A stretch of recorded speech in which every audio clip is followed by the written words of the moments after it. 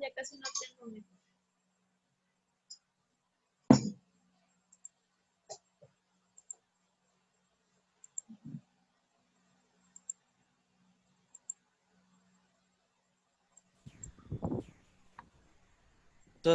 Y múltiples exploraciones, se apreció una ligera deformidad e hiperpigmentación unguial en ambos pies. Se obtuvo la información que el paciente vivía solo, separado de su esposa y que había tenido prácticas homosexuales y heterosexuales con varias personas. Ok, muy bien. Este caso lo saqué de un reporte de caso relacionado al tema que vamos a ver el día de hoy. Y estas son las imágenes. Es de otro reporte de caso porque del primero, o sea, de la historia, venían las imágenes en blanco y negro y no se las quise poner así, pero este es otro reporte de caso de un paciente pues, con un padecimiento relacionado a lo que vamos a ver el día de hoy. No sé si alguien, con lo que tenemos del caso clínico y de las imágenes, piensa en algún diagnóstico o diagnósticos diferenciales. O bueno, no sé si quieran las siguientes, son unas preguntitas de qué estudios de laboratorio solicitarían. Denise de León, no sé si me puedas apoyar. Sí, con el caso clínico, ¿qué estudios de laboratorio? Solicitaría pues biometría hemática, una química, electrolitos séricos por la diarrea crónica que ya tiene, también una prueba de ELISA para VIH para, pues por los antecedentes más que nada que tiene el paciente, y pues tal vez, solo tal vez el coprológico también le podría dar, le podría pedir. Ok, sí, muy bien. Normalmente nosotros a lo mejor al ver un paciente así, nos iríamos más pues por el área dermatológica, pero si leemos con atención, tiene una diarrea crónica, entonces probablemente a lo mejor pueda estar deshidratado, un trastorno hidroeléctrico, entonces si es necesario, por ejemplo, pedir esos estudios de laboratorio que comentas. ¿Alguien más quisiera pedir algún otro estudio, ya sea de laboratorio o de imagen? Directamente no se podría pedir un panel viral, así nada, pues para yo creo checar que varios virus, o sea, nada más el VIH.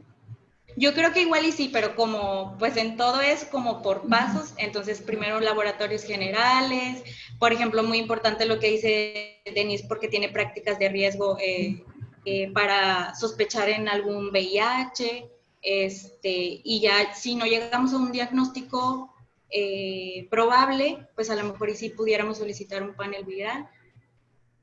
Muy bien.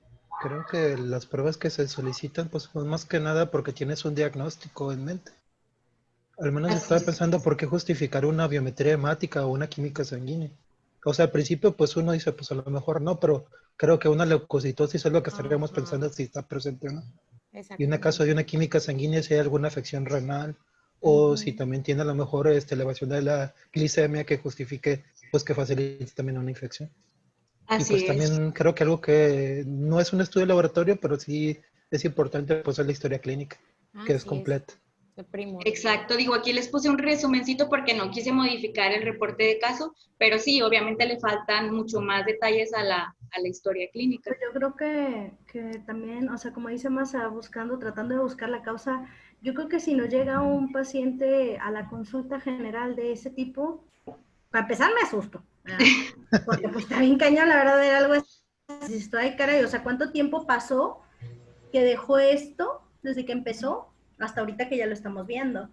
Probablemente sí buscarías, como dice Masa, algo, una leucocitosis, todo eso, pero si estás pensando en un paciente inmunocomprometido, también puedes pensar en una leucemia, también puedes pensar en una diabetes, o sea, todo eso es lo que nos va a llevar. Obviamente ya interrogándolo, viendo los antecedentes y todo eso, dices, caray, pues si ves un caso así, o sea, una gravedad de un caso así, y los antecedentes y las prácticas de riesgo y todo eso, pues obviamente digas, bueno, ya entonces le voy a mandar a hacer una prueba rápida, ¿verdad? Para descartar cualquier cosa. Y ya entonces, como dice Betty, de ahí, como dices tú, llevar una serie de escalones, ¿no? Para ir llegando ya algo más allá, pero pues, normalmente son los generales. O sea, Sí, porque según yo el panel viral no lo hacen así tan no. fácil. Ok, De muy justificado. bien. Ok, bueno, continuando con el caso. Ay. Ok, esto es del reporte de caso. El protocolo de estudio incluyó historia clínica completa, exámenes de laboratorio, como ya lo mencionaron también, pH, química sanguínea, electrolitos séricos y ELISA para VIH. Se hidrató adecuadamente al paciente, posteriormente se obtuvo positividad en el ELISA al segundo día de su estancia hospitalaria. Con esto que tenemos, ¿algún diagnóstico probable o diagnósticos diferenciales que tengan? No sé, Betty. Yo creo que Pues yo fíjate, tenía, al ver el primer cuadro que mencionaste que decía placas seróticas, yo también dije, bueno, pues igual que ya tenga con él otro cuadro como una dermatitis atópica, ¿verdad? Que también son, hay placas, ¿verdad? La que la piel se hace gruesa, seca, pruriginosa, ¿verdad? Y hay áreas de, pues sí, de ¿cómo se llama? Liquenificación. Ajá. Y eso pues sí puede aumentar de tamaño, o sea, de ya formar placas mayores de 10 centímetros, 20 centímetros, y puede ser también áreas de tronco o en extremidades. También hasta dije, bueno, pues igual psoriasis, porque también puede formar ese tipo de placas. Pero digo, ya verá las imágenes, ¿verdad? Y dije, ah, caray. Igual dije, pues una supresión. Ya sé. ¿Algún otro diagnóstico que se les ocurra? Yo creo que, como dijo Betty, otra de las cosas es, bueno, yo hubiera pensado en psoriasis también, inclusive por la zona de localización de las lesiones, ¿verdad? Pero pues ya viendo un cuadro tan agravante no pensarías tanto en algo así, le dudarías, y pues tal vez por la cirrosis y todo eso, y también si tiene antecedentes un síndrome urémico, tal vez. Ok, muy bien. ¿Alguno más? ¿O continuamos? Adelante, Cori. Ok, muy bien. Se realizó una biopsia de piel donde se observa hembra de Sarcoptes scabiei, variedad hominis. Se proporcionó tratamiento con benzoato de bencilo tópico y una dosis de ivermectina de 200 microgramos por kilo. A las pocas horas, el paciente presentó incremento del prurito por 24 horas, seguido de una disminución de las lesiones cutáneas y de la sintomatología. Se dio de alta con tratamiento antirretroviral, corte de uñas y no hubo recurrencia del cuadro. Alguien que sepa o que crea, no sé, o sea, sí que sepa del por qué el incremento del prurito después de que se le dio el tratamiento al paciente, si es normal o empeoró el caso nada más. Puede ser el mismo benzoato de bencilo, que es un efecto secundario. Así es, y normalmente, bueno, según los artículos, puede ser muy común ver prurito intenso después de aplicar ya sea la permetrina o el benzoato, al momento de que el parásito está muriendo, empieza a liberarse paciente, pero no necesariamente quiere decir que es un tratamiento erróneo o que se esté complicando el paciente. ¿Ok? Y bueno, ya vamos a iniciar con el tema. El diagnóstico. Quise poner el caso típico de un niño que anda muy común verlo en la consulta, entonces por eso les puse esta variedad de escabiasis, que no es tan frecuente, pero sí es, sí, y como objetivos es crear un panorama más amplio sobre esta enfermedad, distinguir, utilizar y así establecer un tratamiento. Es una dermatosis originada por un parásito que se llama Sarcoptes scabiei, variedad hominis, la cual suele ser generalizada con predominio en pliegues y genitales. Se caracteriza principalmente por pápulas, costras hemáticas, por lo menos a mí no me ha tocado ver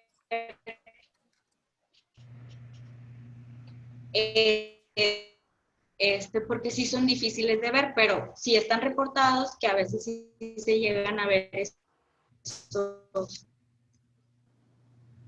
Se me hace que dije abierto.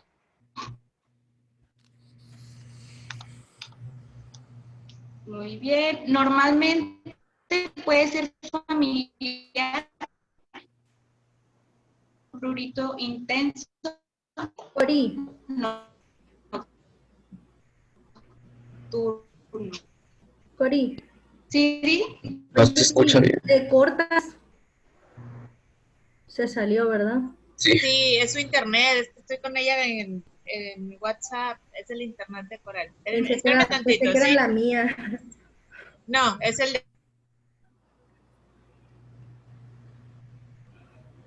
Sí. Bueno, Suerte. bueno, tenía que ser Cori. Ya sé. Ay, pobre chiquita.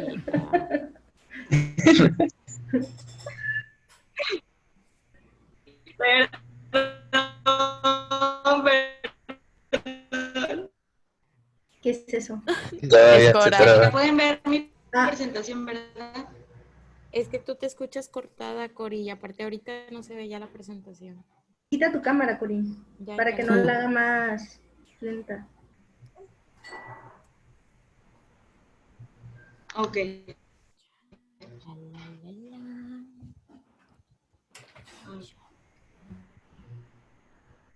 Ahora sí me escuchan. Sí, Sí, Sí. Sí.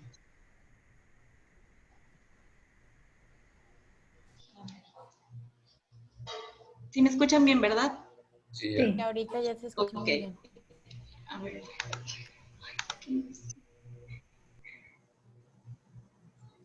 Adelante, Cori. Ok. Ok. Si solamente, Coral, si tienes algún otro aparato conectado con el Wi-Fi, desconéctalo. Es bueno. porque es eso, que tienes el celular también y luego no tienes buena señal. Ok. Pues hasta ahorita creo que ya desconecté todo. Nada más era el teléfono. Sí, ya se escucha Ok. mejor. Bueno, en cuanto a la epidemiología, tenemos una incidencia mundial que ha calculado más o menos en 300 millones de casos anuales. Sin embargo, aquí me aparece, doctora, que está pausada la grabación. No sé si... No, si está grabando. Ah, ok, No se ve perdón. la pantalla completa. Cori, quita la cámara. La Si quita tu cámara, Es que no puedo. a ver. Fue en la pantalla No sé completa. si... No sé.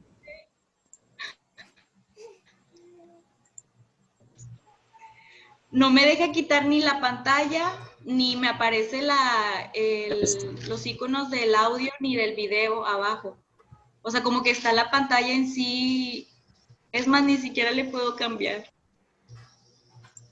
Dale a escape.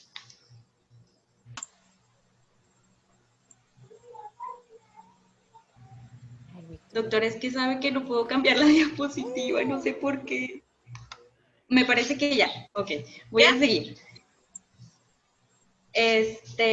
Bueno, continuando les comentaba, tenemos una incidencia mundial que se ha calculado más o menos en 300 millones de casos anuales y sin embargo, doctora, si se escucha, es que le estoy viendo. Sí. Ok, ya, perdón.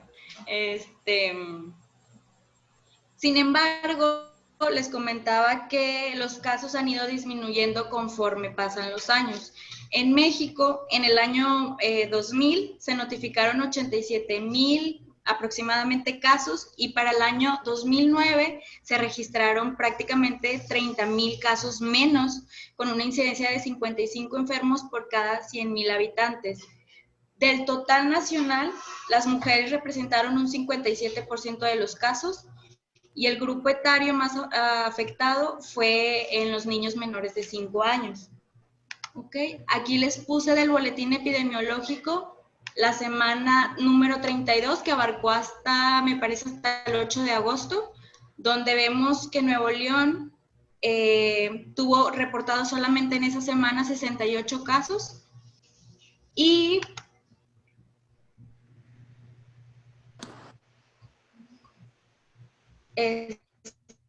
de 68 casos, en cuanto al...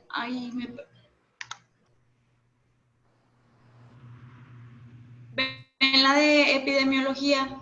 No, se quedó en definición, Cori. No, Cori, no avanza. Pero está grabando. ¿Y si me salgo, doctora, o...? Igual con tratamiento ya. ¡Bravo! No. Doctora, tú sigue. dígame. Es que la doctora no La está. doctora salió, fue a abrir la Salió. puerta. Tú sigue, Coral, así. Ajá, tú síguele. ¿Cómo voy a seguir así si no ve la diapositiva? Pero te estamos ponemos escuchando. atención. Escuchando. Bueno, Escuchamos, chiquito. les comentaba que tuvimos 72. Es que me mandan mensajes a ver qué pasa. Ah, ok. Ya, Doctora, síguele, me Cori, síguele. comentan, ¿Sí? ok, me dicen que no pueden ver el cambio de la diapositiva, pero igual así les sigo. No, pues no. A ver, espérame tantito. Espérame. Si dame le un cierra minuto. ahí donde dice eso de slideshow, algo así. ¿No? No, bueno, no. Dame un momento. Y si nos pasas la diapo y no, alguien más te la proyecta. En la semana, nada más, en el número 32 que abarcó hasta el 8 de agosto, hubo 68 casos reportados. Y si vemos si es más frecuente en sexo femenino que en masculino. En el año 2019 se reportaron 7,568 y nosotros más o menos como vamos a mitad del año 2020 y vamos más o menos a esa mitad de los 7,568. Entonces probablemente este año vayamos a terminar con una cifra parecida, ¿ok? El año pasado, en el 2019, Nuevo León ocupó el segundo lugar con casos más reportados en el país. Y le siguieron, o bueno, dentro de los primeros lugares estuvo Veracruz, Tamaulipas, Chiapas, Sinaloa y Quintana Roo. Si relacionamos estos estados, la mayoría son de climas secos, calientes, húmedos, bueno, algunos húmedos, otros de tipo seco, pero la mayoría son de climas cálidos. Entonces, normalmente este parásito abunda más en este tipo de climas. Y pasando a la población susceptible, encontramos a los menores de 15 años y adultos mayores, pacientes inmunocomprometidos, que tengan actividad sexual de riesgo. La temporada invernal también se relaciona más con el hacinamiento y que por eso se produzcan los brotes de esta enfermedad. Contacto estrecho con animales, ya sea, no normalmente puede hacer si el animalito es de casa, pues no hay tanto riesgo, pero normalmente los perritos a lo mejor o gatos de la calle, animales de granja, están muy relacionados con la aparición de esta enfermedad. La utilización crónica de esteroides también está relacionada a un nivel socioeconómico bajo, que estén en hacinamiento o mala higiene, también los hace susceptibles al desarrollo de esta enfermedad. En cuanto a la etiopatogenia, la causante de toda esta enfermedad es la hembra. Es una hembra adulta que mide aproximadamente 0.35 milímetros de longitud, mientras que el macho mide aproximadamente la mitad que la hembra. Los machos, su vida media o su promedio de vida nada más es en lo que fecundan a la hembra y inmediatamente mueren. En cambio, la hembra tiene una vida promedio de 4 a 6 semanas, en lo que en estas 4 a 6 semanas empieza a hacer el túnel, empieza a dejar sus huevecillos, que aproximadamente son de 40 50% el 10% van a llegar a ser adultos, ya sea hembras o machos. Después de esto, pues la hembra muere y se estima que más o menos de estos 40, 50, pues más o menos son entre 10 a 15 parásitos los que deja una hembra. El periodo de incubación mencionaban que es de 2 a 6 semanas, pero cuando es una reinfección, automáticamente al momento de la persona estar infectada, mencionaban que inmediatamente comienza el prurito. Sin embargo, cuando es de primera vez, pueden pasar incluso varias semanas para que inicie con el prurito. ¿Alguna duda hasta aquí?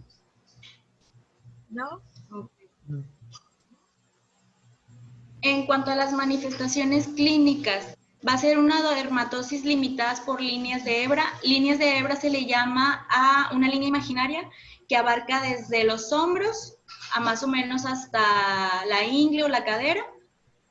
Y más o menos ahí se van a presentar las lesiones, principalmente en cara anterior de muñecas, pliegues interdigitales, axilas, caras internas de brazos y antebrazos y muslos también, en el área umbilical, pliegues interglúteo, ya sea en escroto y pene, o en los pliegues submamarios y en los pezones también, en caso de las mujeres. En cuanto a las lesiones, van a abarcar desde pápulas, vesículas, puede haber nódulos, las costras hemáticas, que son también muy características en estos pacientes, las huellas de rascado y en menor grado las costras melicéricas, que estas se ven más en niños pequeños. En cuanto a los lactantes, sus principales áreas de localización son las manos, pies, piel cabelluda, cosa que no se ve en los adultos o no frecuentemente, seguidos por tronco, piernas y brazos. En preescolares es más o menos similar, manos, pies, troncos y extremidades, y en adultos se ven más en axilas, extremidades y genitales. Okay, aquí podemos ver algunas de las lesiones. No sé si alguien quiere comentar algún caso que le haya tocado de ver de escabiasis. ¿Alguien? Stephanie, pacientes con escabiasis que te haya tocado ver. Bueno, me tocó, pero era embarazada. Ya tenía lesiones en lo que es en el abdomen. No refería mucho a prurito, pero sí las lesiones sí estaban muy presentes. Okay. Y pues lo único que fue manejo, pues esperar de que naciera el bebé y darle manejo ya en casa. Pero pues fue la única paciente que me ha tocado así en consulta, no me ha tocado ver. No. ¿Ili? Bueno, yo... No se escucha. ¿No? No, no se escuchó. Adelante. ¿Me escucho? Ahí ya te escuchas. Bueno, mencioné que estuve trabajando en el hospital de Sabinas y ahí en la consulta, bueno, generalmente eran niños, sobre todo menores de 5 años, e inclusive bebés de hasta 1 mes de edad. Me sorprendió el hacinamiento en el que vivían los pacientes, que eran más que nada de poblados como de Anáhuac, Vallecillo, que había municipios del norte. Y al contarnos los pacientes era que vivían en cuartos de 3 por metros, y inclusive hasta 10 personas viviendo en ese tipo de casas. Ok. Bueno, una vez, esto es importante porque estos padecimientos muchas ocasiones los van a ver en la consulta, que te llega un niño, bueno, a mí me ha tocado ver, sí me ha tocado ver adultos, pero me ha tocado ver más niños, ¿verdad?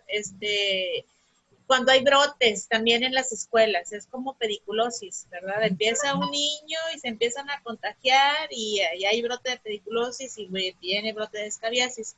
Una vez nos tocó en la consulta, yo era residente, entonces no me acuerdo qué consultorio era.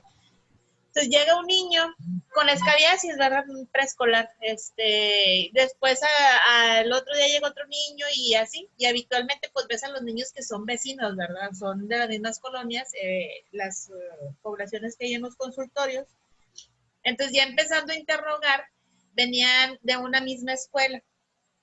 Pues ya, ¿verdad? Hacemos la investigación y todo, y resulta que en la escuela hicieron una feria, un día del niño, y llevaron una granja a la escuelita como una atracción. Ahí como shows que hacen en los que rentan animalitos de granja y los llevan para que los niños interactúen con los animales y todo eso.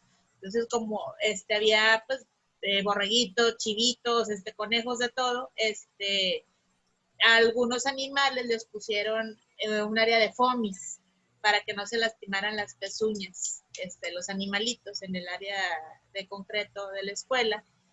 Y los niños pues jugaban, se acostaban y X y demás, y fue un brote bien importante que hubo de escabiasis, pero fue por ese tipo de eventos, ¿verdad? Muchas veces lo puedes ver en niños, a lo mejor por lo que dice Ili, que no tienen hacinamiento, oye, no tienen un estrato socioeconómico bajo, o no están en contacto con animales, que no estén vacunados o desparasitados. Puede pasar ese tipo de cosas. Acá era un colegio y a donde llevaron ese tipo de eventos y se contagiaron muchos niños de escabiasis. Y tú te vas dando cuenta porque en tu comunidad llega uno, llega otro, llega una familia completa con la infección y otra y otra y otra. Entonces, cuando tenemos que investigar que no haya un brote, por ese tipo de cosas, ¿verdad? En guarderías o en escuela. Este tipo de padecimientos es bien común que los empiecen a ver así. ¿Ok? Muy bien, adelante, Cori. Muy bien. Ok, vamos a pasar a las variantes de esta juega. Suele afectar a personas inmunocomprometidas. Normalmente no se ve en un paciente que a lo mejor tenga comorbilidades, pero esté bien controlado, o en pacientes, ¿cómo les diré? Sí, se ve más que nada en personas o que tienen sus padecimientos de base descontroladas o en pacientes que están inmunosuprimidos.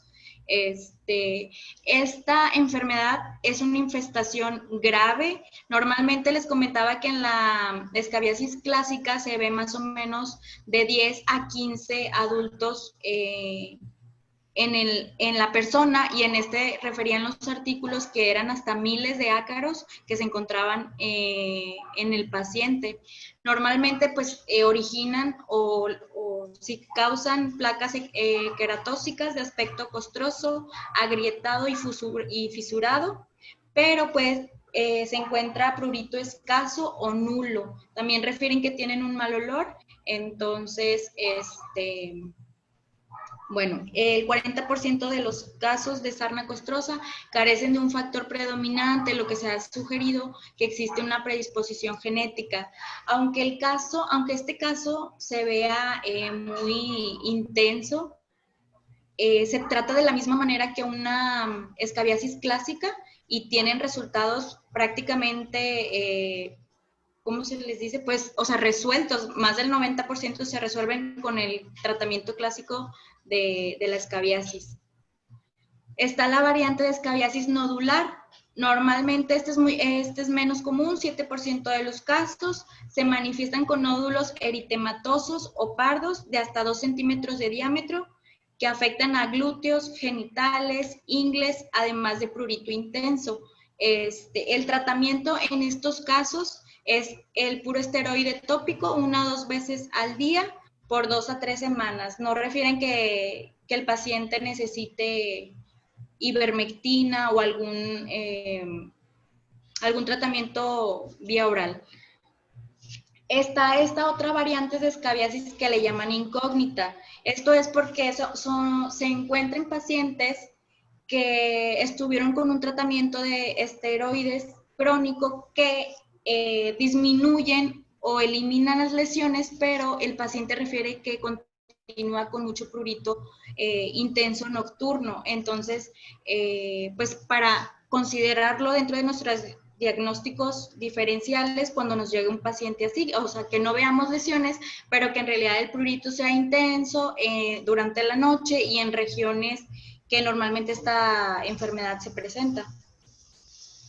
En cuanto al diagnóstico, pues ya sabemos que es fundamentalmente clínico, pero pues nos podemos apoyar con una historia clínica detallada, la localización de las lesiones, ver cómo son las lesiones que normalmente, o bueno, a mí sí me han tocado varios casos de escabiasis y siempre, siempre se ve como las mismas características de la lesión de las costras hemáticas, entre los, ¿cómo se llama? Entre los dedos o en las extremidades inferiores, normalmente en niños. El hermanito también está contagiado, tienen ¿cómo se les llama? El antecedente de que a lo mejor tienen animales de casa o adoptaron algún animalito de la calle. Entonces, creo yo que la historia clínica en estos casos sí es muy fundamental para que nos dé el diagnóstico. Igual, aún si después de todo esto tenemos dudas, podemos utilizar la prueba de la cinta adhesiva, que normalmente se debe utilizar una cinta que sea, pues que tenga un buen pegamento. Se coloca la cinta en la lesión y lo que se busca es que el ácaro se pegue a la cinta y verlo por microscopio. Normalmente a veces no se puede encontrar el ácaro, pero es un método, por ejemplo, decían que más en niños que no se dejan a lo mejor tomar un raspado de piel o un procedimiento más invasivo, y pudiera ser un auxiliar diagnóstico. El raspado de piel, aquí les puse otras imágenes, el raspado de piel se puede utilizar una aguja o un bisturí y se raspa la lesión buscando encontrar también igual el ácaro, y ya se ve en microscopio. La dermatoscopía, esto se ve muy clara los túneles que sigue, y decían que era muy característico que se encontrara como un nodulito o una mancha triangular, que es la que deja la hembra. Esta sí se me hizo muy característica, pero busqué más imágenes y no se veían los triangulitos y muy apenas se veían los túneles, entonces esta sí se me hizo muy padre.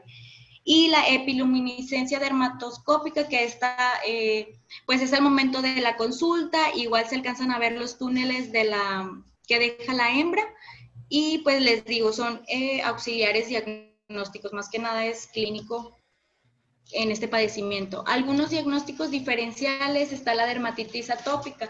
Hay que diferenciarla pues nada más conforme la historia clínica del paciente. Normalmente pues no va a ser característica de la escabiasis, y pues ver la distribución de las lesiones.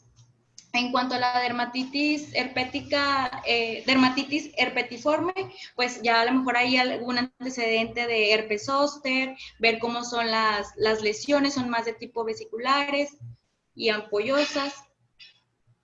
El líquen plano ya son otro tipo de lesiones poligonales y violáceas, y afectan normalmente a mucosas. Digo, también se puede ver en extremidades, pero cosa que la escabiasis no afecta, pues es mucosas, o por lo menos en lo que yo leí no vi que decía que afectara mucosas. La pediculosis, pues normalmente vamos a ver el acarito, el parásito, en lo que es en el vello, y pues más que nada puse estos diagnósticos, pero hay muchos diagnósticos diferenciales para este tipo de enfermedad. En cuanto al tratamiento farmacológico, sistémicos, está la ivermectina, ya más o menos nos damos una idea nosotros, es 200 microgramos por kilogramo de peso, en 2 dosis, con intervalos de 7 a 15 días se lo manejaban. Es seguro en niños mayores de 2 años o con más de 15 kilogramos de peso corporal.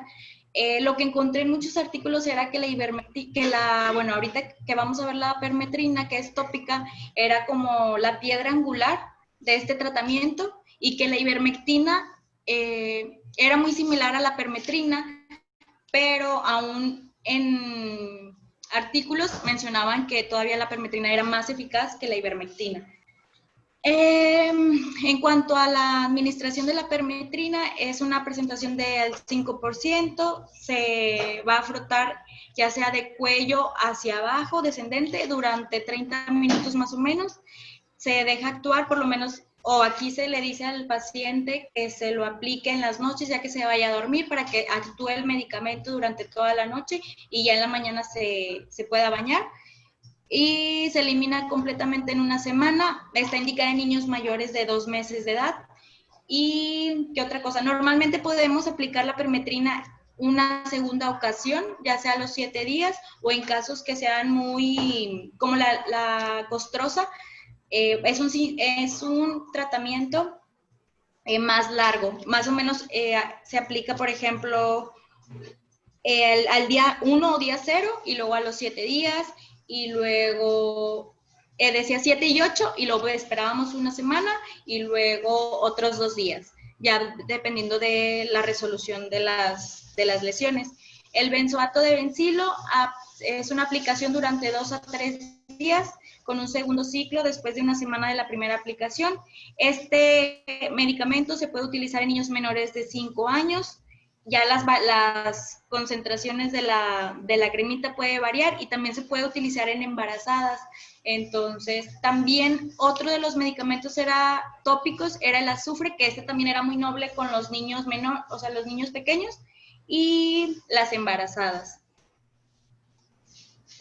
El tratamiento no farmacológico, pues ya sabemos que es una higiene adecuada, que, por ejemplo, la ropa del paciente e incluso de la familia debe de lavarse con agua caliente o dejarse al sol por lo menos un día para que el parásito muera.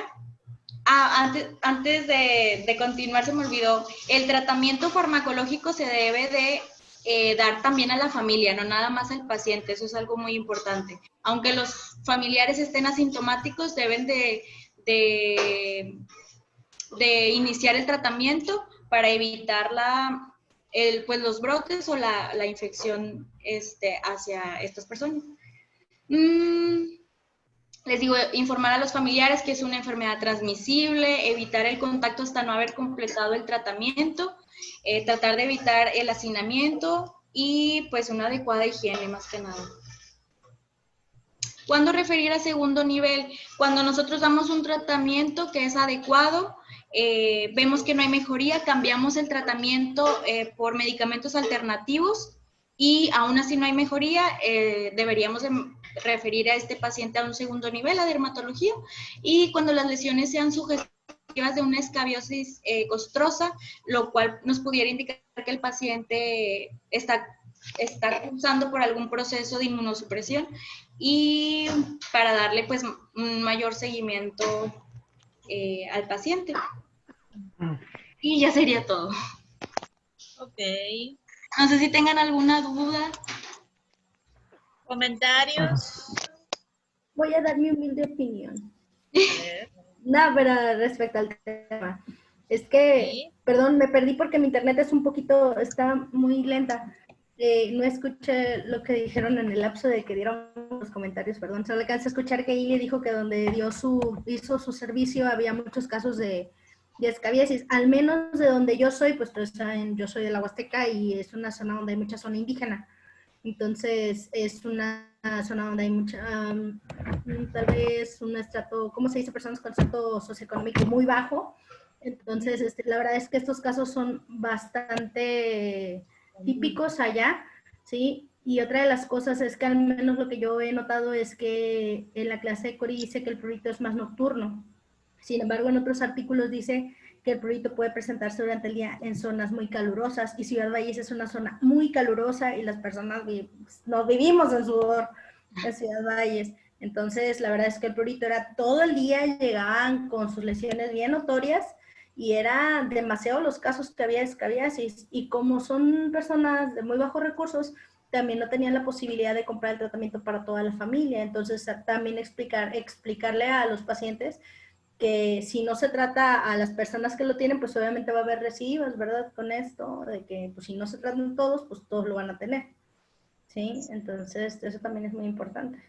Ok, otra cosa, el tratamiento es bien difícil en estos pacientes, ¿verdad? Porque luego viene la sobreinfección, el rascado por el prurito tan intenso que tienen. No sé si han visto alguna escabiasis complicada ya llegan con áreas de cicatrización, de tanta comezón que les da. Es el síntoma cardinal, ya está medio comezón, es el síntoma cardinal del paciente que demanda una atención por este tipo de infección, ¿verdad? Muy cruel en niños chiquititos. Les digo, cuando estén en su consultorio ya van a ver más cosas, y van a ver este tipo de brotes en escuelas. Es bien común los brotes estos en verano, como bien dice Polo, igual que la pediculosis, y habitualmente van de la mano, ¿verdad? Son epidemias que hay en escuelas, entonces, públicas y privadas, ¿ok? No hay niño que no haya tenido un piojo en la cabeza, pero habitualmente no es un caso aislado. Son varios grupos de niños, salones completos que se van a dar cuenta que tienen este tipo de parasitosis, ¿ok? Es algo bien, bien, bien común. No sé, ¿alguien más que haya tenido, que tenga un comentario? Doctora. Yo. Sí. Diana. Bien. Diana. Es que a mí en el servicio social me tocó una familia que ya eran como 3 veces que los trataban a todos. ¿Más, mami? Sí. Así estoy yo, Dianita, no te preocupes. Ay, Dios. Me tocó a mí que ya los habían tratado. Le dije, bueno, pues que el tratamiento es para toda la familia. Me dijo, nos hemos todos tomado el medicamento, nos hemos puesto todo. Le digo, bueno, entonces, ¿quién fue el primero que tuvo síntomas? Dice, no, pues mi hijo mayor. Le digo, ¿y él a qué se dedica? O así, pues la estuve interrogando. Resultó que él trabajaba en una casa hogar y de ahí tenía una novia de la casa hogar. Y en la casa hogar todos tenían síntomas. Entonces, como era parte de mi servicio social, pues yo le dije pues platiqué el caso y fui a darles pláticas, les llevé el tratamiento, entonces tuve que tratar a toda la casa hogar junto con la familia otra vez y decirles todas las medidas de la ropa, de limpieza, le digo, porque se van a seguir infectando si no hacen todo y en los dos lugares. Así es, o sea que cada paciente duerme en su cama, es diario la lavada de las sábanas, exposición al sol, o sea, es bien pesado el tratamiento, porque no es nada más aplicación tópica o ingesta de la vía oral, no, son medidas tipo COVID, ¿verdad? Entonces, es muy pesado eso, y a veces sale un paciente y se vuelve a reinfectar porque no hay las medidas higiénico-dietéticas adecuadas en la casa, ¿verdad? Entonces, esto es bien importante porque es de mucha disciplina. Igual, medicamentos que potencien a los antihistamínicos para el prurito, a veces hay que darlos, ¿verdad? Hay que agregarlos en el tratamiento. O dar 2 antihistamínicos. A mí me ha tocado en derma que les da 2 antihistamínicos para que disminuya el prurito que tiene el paciente. ¿Ok? ¿Algún otro comentario? Doctora, nada más del tratamiento tópico. Perdón. Nada más se va a utilizar en menores de 2 años. Y es del cuello hacia abajo, ¿verdad? Así es.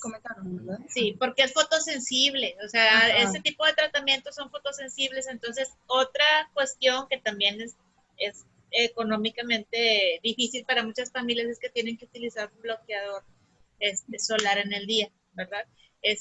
Otra cosa, bueno, fórmulas magistrales para el prurito, no sé si sepan alguna.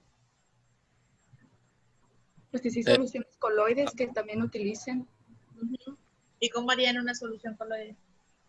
Una en maicena, en agua, pues igual como como el baño coloide que ponemos una cucharadita o así en agua, igual con maicena, pero blanca. La ponemos y ya después que el pacientito se bañe, se queda al aire ambiente un ratito y luego ya con una toallita comienza a quitarse el exceso, o sea, no se seca completamente. Y pues ya con eso le disminuye el prurito. Hay unas cremas con alcanfor que sirven para prurito. ¿Qué más? A mí me sirvió mucho la avena, doctora. Avena también, ¿qué más? Sí. Porque no todos los pacientes van a poder comprar medicamento. Un momentito. Manzanilla, el té de manzanilla, o sea, hacen el té de manzanilla, obviamente frío, ¿verdad? No les van a decir que caliente. y con un algodoncito para los bebés chiquitos, o sea, se le pone todo el área en el cuerpecito para que disminuya esa sensación, sí les ayuda bastante. En un vasito desechable se termina de aplicar, se tira el vaso, el algodón y todo, ¿verdad? Eso también les ayuda a los niños pequeñitos para descansar su piel de la comezón. ¿Ok? ¿Algo más? Doctora, ¿sí? había leído que una vez terminado el tratamiento, el paciente podría tener prurito al menos 1 o 2 semanas, pero que eso no significaba que el ácaro siguiera ahí, o sea, podía ya estar curado, pero persistía el prurito. Entonces ahí hacía la referencia que había que tener cuidado entre saber si es como una secuela, por así decirlo, o es una reinfección. Así es. Así es. De hecho, qué bueno que lo mencionas, Sandy, porque se me olvidó comentarles eso.